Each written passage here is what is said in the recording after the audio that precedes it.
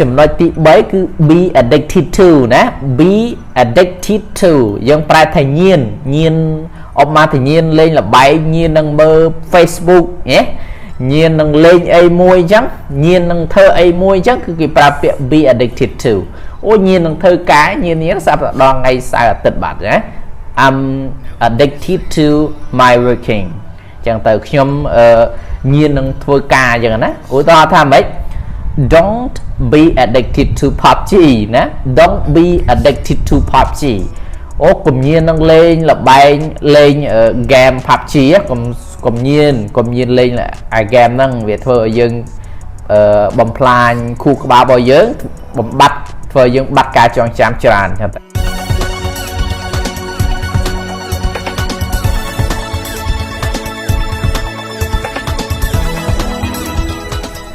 អូខេសួស្តីបងប្អូនប្រិយមិត្តអ្នករៀននៅភាសាអង់គ្លេសបាទថ្ងៃនេះខ្ញុំយក common state passive verb ដែលប្រើជាមួយនឹងពួក preposition ជាងហើយ preposition វាមានច្រើនមាន at មាន in មាន on មាន with សិតតែជាប្រភេទនៃ preposition នៅក្នុង common state passive verb គឺមានន័យថាជាប្រភេទនៃ verb 3ហើយយើងប្រើជាមួយនឹង preposition ហើយនៅក្នុងប្រភេទនៃ common state passive verb គឺមានទម្រង់ច្រើនផ្នែកមែនតើឥឡូវបងប្អូនមករៀនតែម្ដងដូចតទៅបាទអូខេអញ្ចឹងនៅក្នុង common state passive verb ទី1គឺយើងប្រើពាក្យថា accustomed to ណា be accustomed to បងប្អូនកាលណាយើងយកពាក្យវាមកប្រែមកពាក្យដាច់ចេញពីគ្នាណា accustomed យើងប្រែថាវាស្មើពាក្យជាធម្មតាហើយ to នេះគឺមានន័យថាទៅកាន់ឬក៏មានន័យថាភ្ជាប់អីមួយអញ្ចឹងណាបងប្អូនអញ្ចឹង be accustomed to គឺយើងមិនមែនប្រែថាជាធម្មតាទៅនឹងទេយើងប្រែថាស៊ាំនឹងគេស្ដីឲ្យស៊ាំនឹងគេថាឲ្យអញ្ចឹងណាអានឹងគឺប្រើ be accustomed to អញ្ចឹងឧទាហរណ៍ថាម៉េច he was accustomed to hearing and safeguarding the secrets of others ណា He was accustomed to hearing and safeguarding the secrets of others មានន័យថាគាត់ណាស្វាប់គេ accustomed to ណា a was នេះគឺមកពាក្យ be នេះគឺជាប្រភេទនៃកិរិយាសព្ទ to be ដែលយើងអាចប្រើ be was were been សិតតែជាប្រភេទនៃ be was were been ហៅថា verb 1ណាប្រភេទនៃ verb 1ចឹងដោយសារក្នុងទីនេះ was ហ្នឹងគឺពាក់ព័ន្ធជាមួយនឹងសកម្មភាពដែលបានកើតឡើងក្នុងអតីតកាលដូច្នេះគេប្រើពាក្យ be was accustomed to hearing and safeguarding the secrets of others មានន័យថាម៉េចគាត់ស៊ាំណាស៊ាំនឹងលឺហើយនឹងការពាររឿងអាត់កំបាំងរបស់អ្នកអតីតគឺថាគាត់ស៊ាំនឹងលឺអាពាក្យគេថាការពាររឿងអាត់កំបាំងរបស់អ្នកអតីតគាត់ស៊ាំហើយមួយទៀត you will have to be more careful until you are accustomed to your strengths មានន័យថាម៉េចអ្នកឯងប្រយ័ត្នប្រយែងជាងហ្នឹងណា you have to be more careful មានន័យថាអ្នកឯងប្រយ័ត្នប្រយែងជាងហ្នឹងលុះត្រារហូតដល់អ្នកឯងហ្នឹងគឺស៊ាំជាមួយនឹងភាពខ្លាំងរបស់អ្នកឯងឲ្យប្រយ័ត្នប្រយែងព្រោះកាលណាយើងអត់ប្រយ័ត្នប្រយែងវាធ្វើឲ្យកិច្ចការងារវាអត់មានកំហុសខ្លាយទៅជាមានកំហុសអញ្ចឹងបានគេឲ្យ be more careful ណាអូខេអញ្ចឹង accustomed to ណាបងប្អូនឃើញ you are ហេតុអីបាន are នេះជាប្រភេទនៃ be នៃសារយើងប្រើ you subject របស់ you អញ្ចឹងយើងប្រើ are មក you are accustomed to your strengths ណាបងប្អូនបាទឧទាហរណ៍ទី3ណា She wasn't accustomed to anyone taking the time to think of her មានន័យថាគាត់អត់ស៊ាំ He wasn't accustomed to ណាគាត់អត់មាននាងអត់មានទៅស៊ាំជាមួយនឹងនរណាឲ្យចំណាយពេលគិតដល់រឿងនាងអត់ស៊ាំអញ្ចឹងឲ្យអត់ស៊ាំឲ្យគេគិតរឿងខ្លួនឯងណាអូខេអានឹងទី1ក៏ឲ្យឈ្មោះថា be accustomed to បងប្អូនអាចយកទម្រង់នៃប្រភេទនៃ state passive verb នេះយកទៅបង្កើតក្នុងទម្រង់ផ្សេងទៀតណាគាត់នៅចំណាំថា be accustomed to យើងប្រែថាស៊ាំនឹងអីមួយអញ្ចឹងទៅបាទមកដល់ passive state verb ទី2គឺ be acquainted with ណា be acquainted with មានន័យថាស្គាល់ណាស្គាល់ឬក៏ធ្វើឲ្យស្គាល់អញ្ចឹង be acquainted with នឹងមានន័យថាស្គាល់ឧទាហរណ៍ថា I'm not acquainted with any young lady of that name ណា I'm not acquainted with any young lady of that name មានន័យថាខ្ញុំអត់ស្គាល់ណា I'm not acquainted with ខ្ញុំអត់ស្គាល់ស្ត្រីដែលមានវ័យក្មេងណាម្នាក់នៅក្នុងឈ្មោះហ្នឹងទេខ្ញុំអត់ស្គាល់ទេ I'm not acquainted with any young lady of that name ណាបាទឧទាហរណ៍ទី2ណា She was also well acquainted with him She was also well acquainted with him មានន័យថាម៉េចនាងនឹងស្គាល់នាងស្គាល់គាត់ច្បាស់នាងក៏ស្គាល់គាត់ច្បាស់ដែរ well acquainted with ហ្នឹងមានន័យថាស្គាល់ច្បាស់ហ្មងAre you acquainted with my brother Are you acquainted with my brother តើអ្នកឯងនឹងស្គាល់បងប្រុសរបស់ខ្ញុំទេអញ្ចឹង be acquainted with ប្រែថាស្គាល់អញ្ចឹងបងប្អូននេះគឺគ្រាន់តែជាការលើកឧទាហរណ៍មួយដើម្បីឲ្យវាស៊ីជាមួយនឹងប្រភេទនៃ state passive verb ដែលបងប្អូនត្រូវរៀនដែរបាទបងប្អូនអាចយកទម្រង់នៃកិរិយាសព្ទនឹងទៅបង្កើតក្នុងទម្រង់ផ្សេងជាច្រើនទៀតដើម្បីឲ្យបងប្អូនកាន់តែច្បាស់ណាអូខេ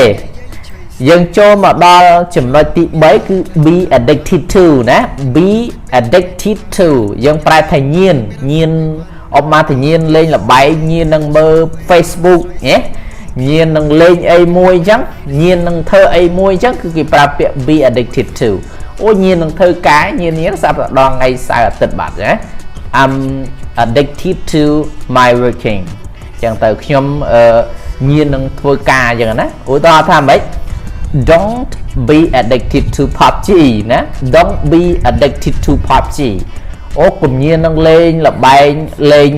game PUBG កុំញៀនលេងអា game ហ្នឹងវាធ្វើឲ្យយើងបំផ្លាញខួរក្បាលរបស់យើងបំបត្តិធ្វើឲ្យយើងបាត់ការចងចាំច្រើនចឹងទៅ She was addicted to alcohol ណា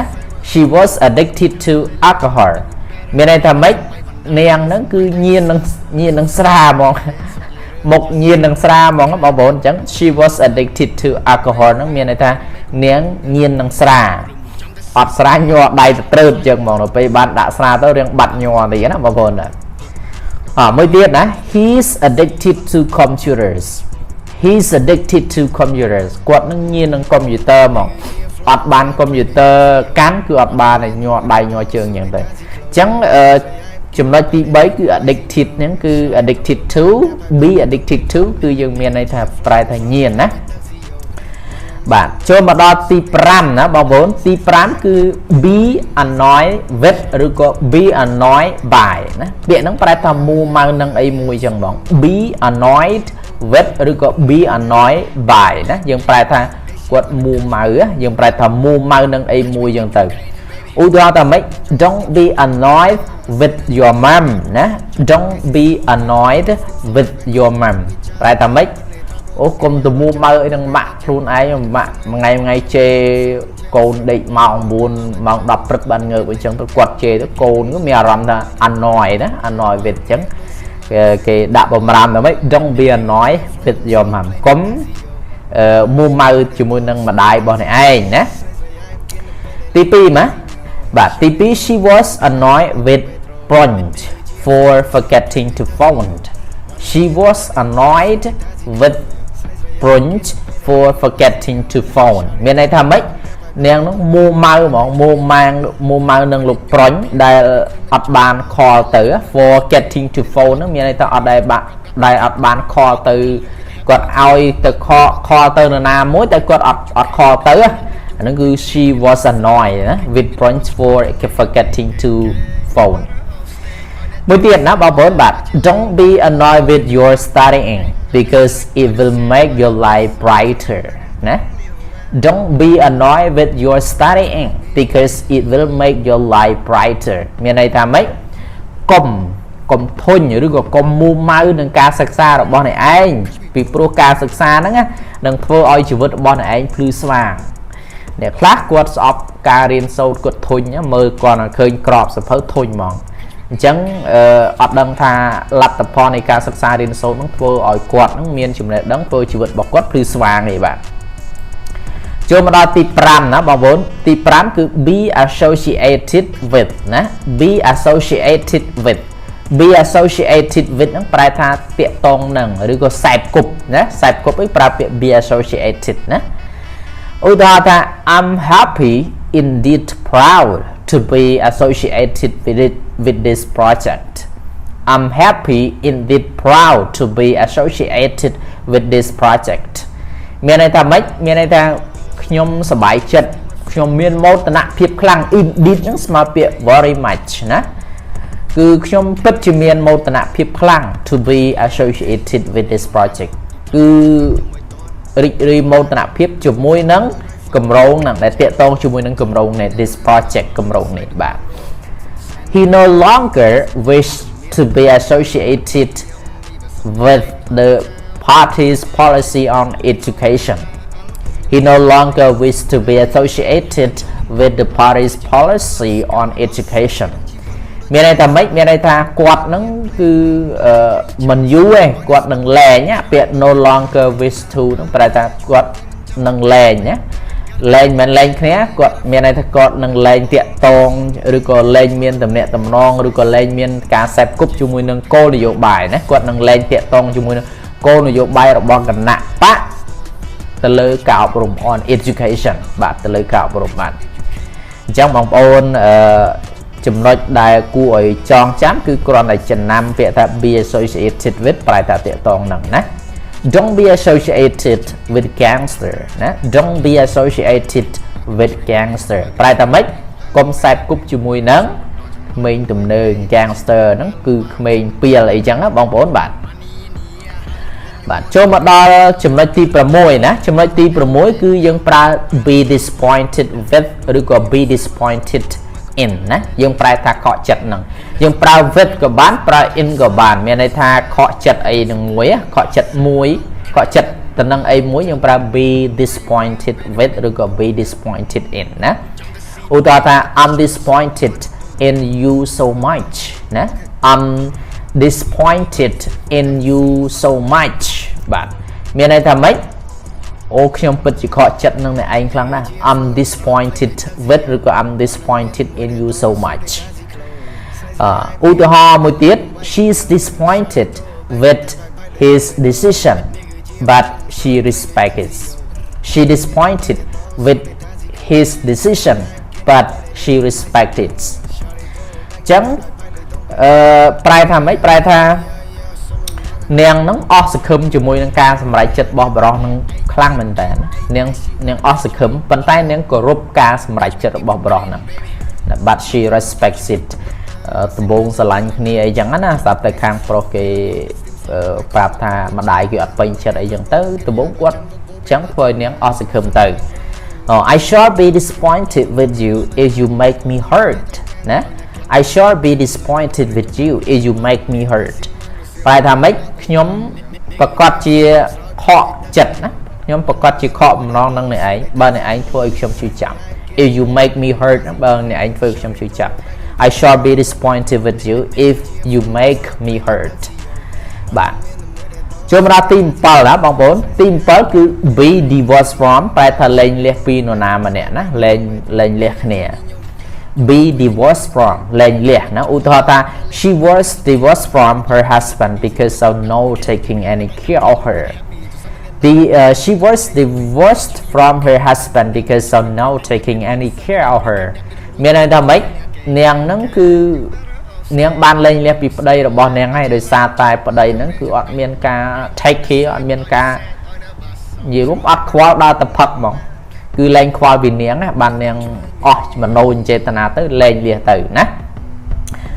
មួយទៀត my daddy was divorced from my mom since I was young my daddy was divorced from my mom since I was young មានន័យថាម៉េច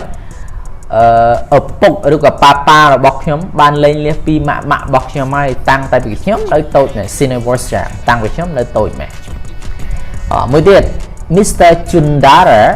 wasn't divorced from his wife because she loved her so much and cannot move on ណា Mr. Chundara wasn't divorced from his wife because he loves her so much and cannot move on មានន័យថាលោក Chundara ហ្នឹងគឺអត់ព្រមលែងលះជាមួយនឹងភរិយារបស់គាត់ទេដោយសារតែគាត់ស្រឡាញ់ភរិយាគាត់ខ្លាំងហើយគាត់មិនអាចកាត់ចិត្តបានទេ